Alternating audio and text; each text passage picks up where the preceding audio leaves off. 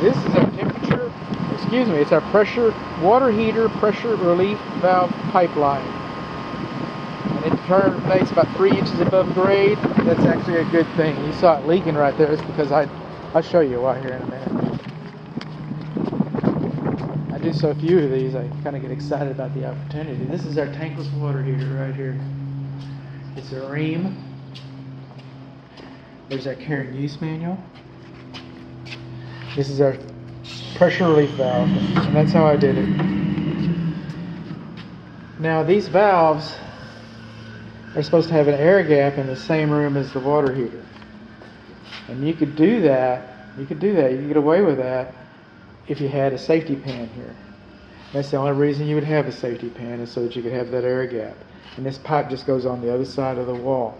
And if it were I would be less concerned about it. But it's not I'm just telling you what the rules are. So there should be an air gap here, and there's not. So that means we don't have a safety pan. Okay, coming on around over here. 120, that's maximum.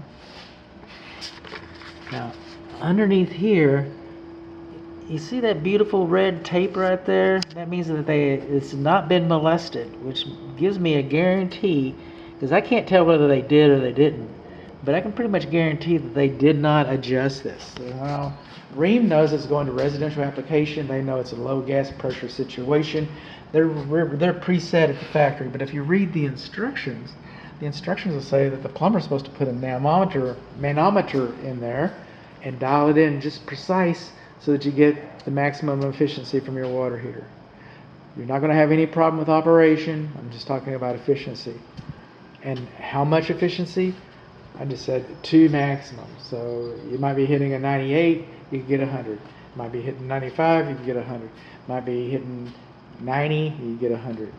Okay, so the all passing grades, it's still going to work for you. It's just that according to the instructions, this should have been dialed in.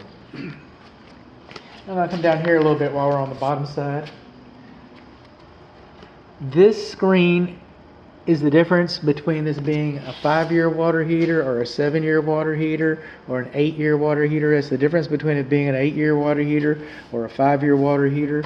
Okay, the difference between that is because you didn't clean the screen. One of the differences. Okay, this is like a Porsche. It's like a Lamborghini. This is not your little Ford Fiera. Okay, it's you just don't neglect it like you normally would. And you can get a plumber to come in here about once a year and clean that screen. Or you can do it yourself. These are isolation valves. You can go on YouTube. I got a link to YouTube on how you can do it. The worst thing that can happen is you're going to get wet because it's tankless. Okay, so the water hasn't been heated yet. The worst thing that's going to happen is you're going to get wet. But you'll learn which combination is. But the fact is that either you do it or a plumber do it. But if you want to get maximum use out of this, you're going to have that fixed. You want to get maximum use out of this. What's the difference between making this a 7-year water heater or a 5-year water heater?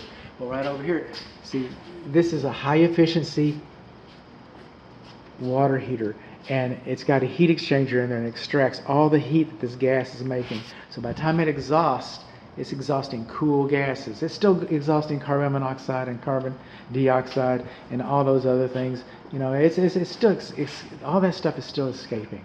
So it's still exhausting that. But to do that, to extrapolate all that, and all that energy is put into your water. So you get what you pay for.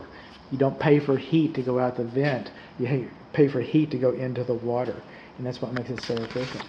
And so, but when you do that, a byproduct of that is called condensate. It's like a still. And it's highly acidic.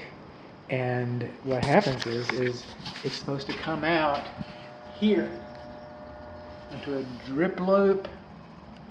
And then it would go into your safety pan again, or we go outside, one place or the other, and that would save it, because if you do not take that off, if you do not operate that, then the condensate goes backwards through in here and drains back into the heat exchanger, and I said it's highly acidic, and it will corrode it. It will corrode it. So this, for the longevity of your equipment, that is important. And for the longevity of the equipment, you cleaning that is on you. but this should be on the builder. Or the installer, or whoever it is that didn't install it according to the directions.